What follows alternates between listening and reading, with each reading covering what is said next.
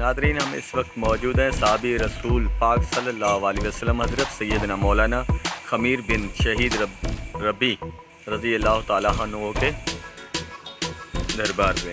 ये हम आपको लाइव मनाज़र दिखा रहे हैं। ये हम आपको अंदर से भी मनाज़र दिखाएंगे जहाँ पर काम जारी है, काम चल रहा है। ये उनका जो है दरबार मुबारक का है, हम बारूनी आपको दिखा रहे हैं।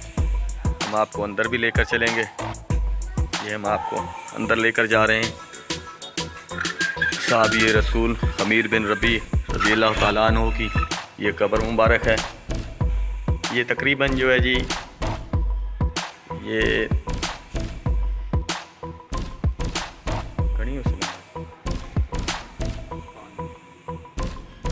ये देखें जी, कब्र 15 गज जो है, ये लंबी कब्र है। रोज़ा मुबारक है, हम आपको दिखा रहे हैं। ये लाइव मनाज़र साहबी रसूल है सादिका। नाज़रीन, ये साहबी रसूल है हज़रत ख़मीर बिन रज़ी अल्लाह ताला अन्हु। ये उनकी जो है ये कब्र मुबारक है, रोज़ा मुबारक। हम इस वक्त जो है मौजूद हैं साहबी रसूल की कब्र पे। हम आपको दिखा रहे हैं ये मनाज़र।